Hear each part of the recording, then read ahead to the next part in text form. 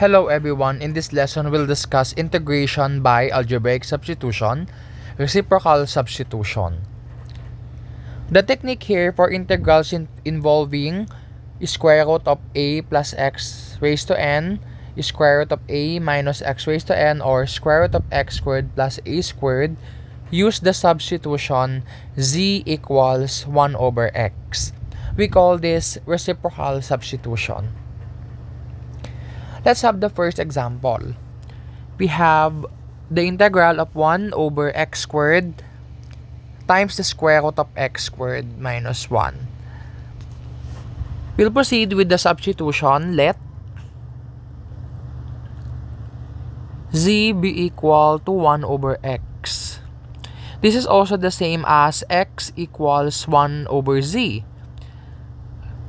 So that dx is equal to negative dz over z squared. Substituting everything here in our given, we have 1 over x squared will be 1 over z squared, and then followed by the same. Take note, I'm already substituting already. On the numerator, I can actually put here the substitution for dx. Okay, I'm going to put it here. Or I can write it like this. So you can clearly see that this would cancel out. Consequently, we have negative dz, and on the denominator, simple algebraic manipulation, we will have 1 minus z squared, and then over z. Correct? Because take note, 1 minus z squared minus 1, this is equal to 1 minus z squared all over z squared, correct? If we take the square root of it, so you will get this one. This is one of the techniques that you should learn how to do fast. Pagtapos, ayusin lang natin to. We are going to have 1 minus z squared raised to negative 1/2, and then yung z eto. This will already take the power rule. Buuin lang natin. So we have negative 2z. Yung derivative neto yan, 'di ba? And then in the front, we're going to have negative 1/2.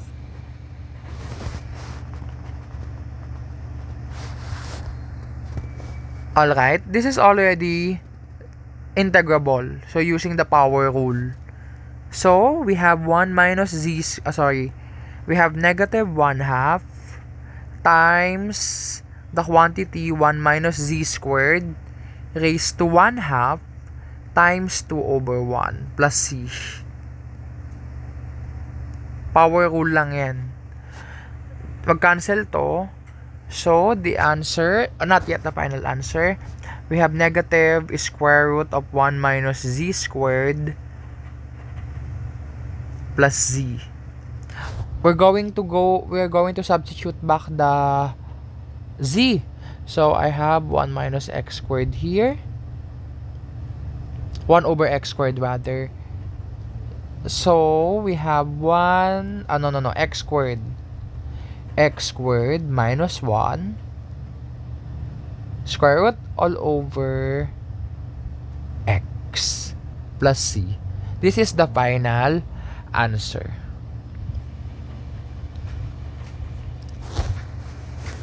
Next, let's have here the integral of dz over the quantity 4 minus z squared raised to 3 over 2. Take note that the variable used here is z already. So, let's use another variable.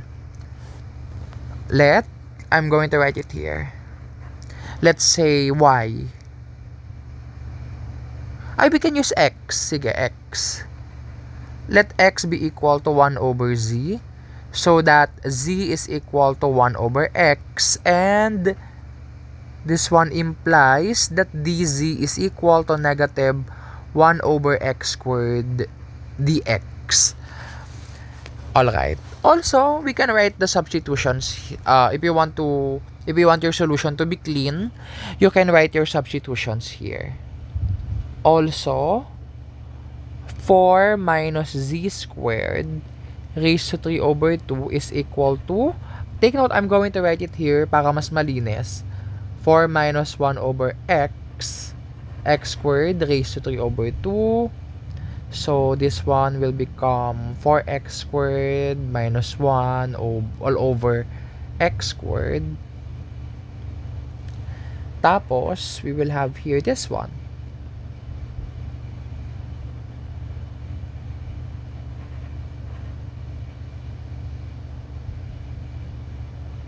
Oh, ano na mangyayari?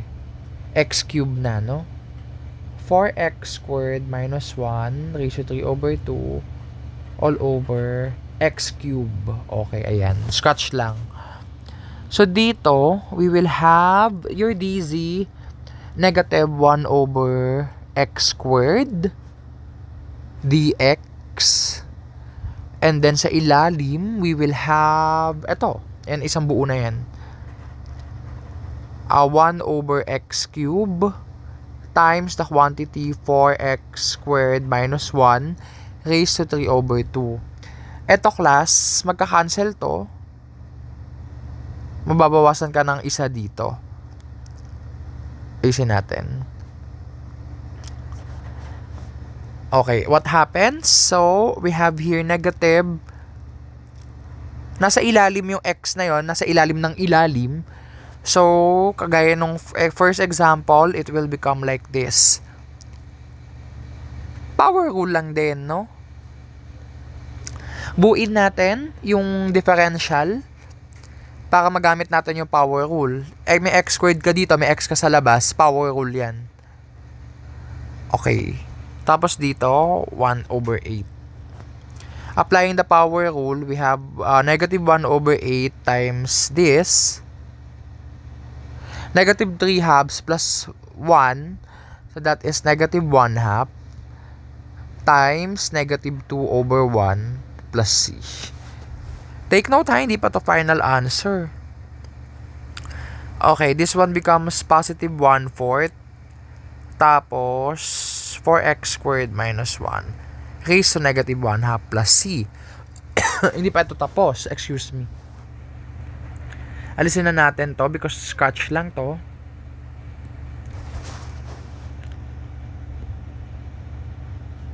Babalik pa tayo dun sa dati nating variable which is z. Okay. So, 1 over 4 square root of 4 over z squared. Ayan, ganunin na natin. Plus c. Okay. So, 1 over 4. Algebra lang yan. Ito, ang mangyayari dyan, magiging 4 minus z squared all over z. Correct? Plus c. Ayusin lang natin. Finally, the answer is z over 4 times the square root of 4 minus z squared. You may rationalize the answer if you want.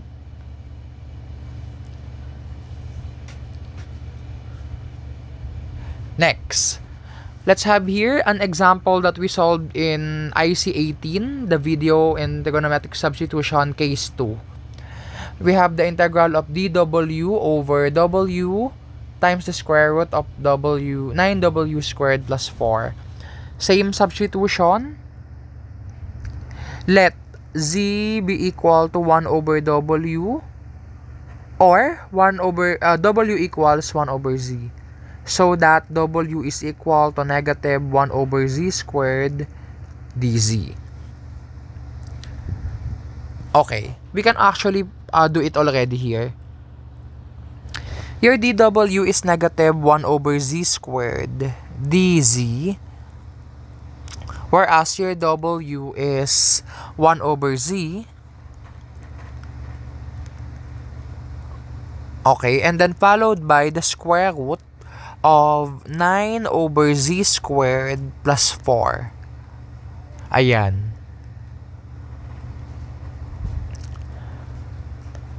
Okay, mag-cancel to. Mamaya na tayo mag-cancel para hindi nakakalito.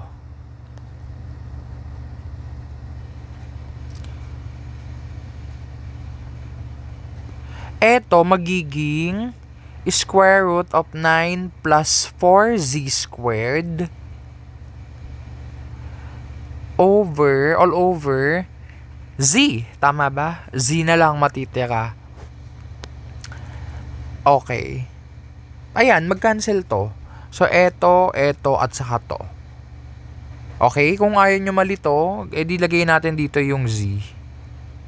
Para mag-cancel yan. Z squared, 1 over Z squared yan. So, ang matitira na lang sa atin ay ito. dz over the square root of 9 plus 4z squared. So, this one takes the form from the additional standard formula, square root of a squared plus u squared. Okay. Recall, ano ba yung integral nun? The integral of du over square root of a squared plus u squared, may square root. This one is equal to ln of the absolute value u plus square root of a squared plus u squared plus c. Gagamitin lang yan natin dito. Eto, however, may modifications tayo rito. Meron tayong neutralizing factor. Sa ilalim, tingnan natin. So, 3 squared yan, di ba? Tapos, plus 2z squared. Sabi dun sa formula, du. Okay. Ibig sabihin, differential nung u. However, here, yung u natin ay 2z. Ang kanyang differential, 2dz. O, walang 2. So, maglalagay tayo ng 2 dito. And, tatablahin natin sa harap. Okay.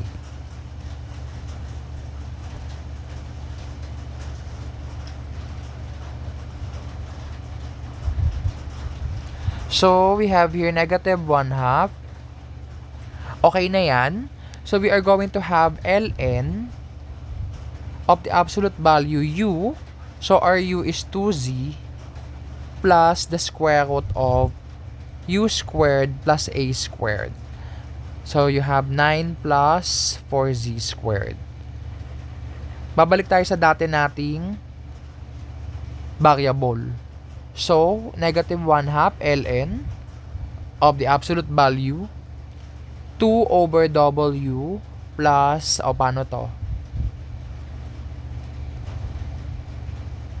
9 plus 4 over w squared, correct? Plus c. Ayusin pa natin yan. Negative 1/2 ln. And then we have here 2 plus square root of 9w squared plus 4 all over w. Plus c. So this is the final answer. The answer in our trigonometric substitution is this one. Ayan, makikita nyo dito, mayroong 3w sa baba. Take note na yung ln3w na yan, this one is equal to ln3 plus lnw. Yung ln3 constant, pwede mo nang isama yan dito sa c. So that's why, eto, pag kinuha mo yung derivative neto, at saka derivative neto, parehas lang yung magiging sagot, which is etong given integrand. Understood? So, I'm hoping that it's clear, no? You practice solving. Okay, next example, we have the integral of dx over x times the square root of x squared plus 2x minus 1. Dito, let us attempt to use the reciprocal substitution. Okay, knowing it, you're going to write again Okay, let x be equal to 1 over z. So, dx is equal to negative 1 over z squared dc. The dx is negative 1 over z squared dc. And then your x is 1 over z. And here, we have 1 over z squared plus 2 over z minus 1. Okay. So, we have negative 1 over z squared. Mamaya na tayo mag-cancel. Sa ilalim, we have 1 over z. And then, dito, we have to combine the fraction. Kailangan magaling kang mag-fraction dito talaga. 1 plus 2z minus z squared. Ayan. So, makikita natin dito kung ano yung magka-cancel mamaya. Ayan. Ito nasa ilalim, ito.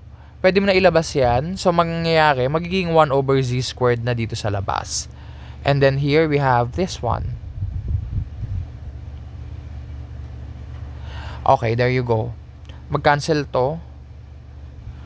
Okay, mahirap, no? Because this involved a lot of operations na previously na-discuss na natin. Or techniques, rather. So, we have negative integral of dz. Tapos, ano gagawin natin dito? We're going to perform completing squares. Okay, yung z squared, dapat ganito yan. Okay, 1 minus the quantity z squared minus 2z. Tapos, saka tayo magko-completing squares. Okay, nakuha nyo. Kailangan positive kasi yung sign ng quadratic term kapag nagko-completing squares tayo. So, dito, magpa-plus 1 ako. However, be careful, guys, because ano yung ipang tatabla mo dun sa labas? Ito, oh. So, this is negative 1, technically. So, yung ipang tatabla mo dito sa labas must be positive 1. So, that 0 yung, ano yun? 0 yun. Okay, so eto, it will become dc over the square root of 2 minus z minus 1. So, that's the equivalent form. So, eto, it already takes the form, additional standard formula ulit. Okay, square root of a squared minus u squared. So, yung formula neto ay arcsine u over a plus c. Okay. So, eto, z lang naman. Ang kanyang derivative 1 lang. So, eto yon 1. So, yung differential, dz lang. So, there will be no integrating factor anymore. However, your 2 is square root of 2 yan. Okay, let's answer. Let's integrate. Arcsine u. Okay, u is z minus 1 all over square root of 2 plus c. Babalik tayo sa dati. So, we have negative arcsine. Ang z natin ay 1 over x. Okay, dito mag-multiply ako ng x over x. At the same time, i-rationalize na din natin.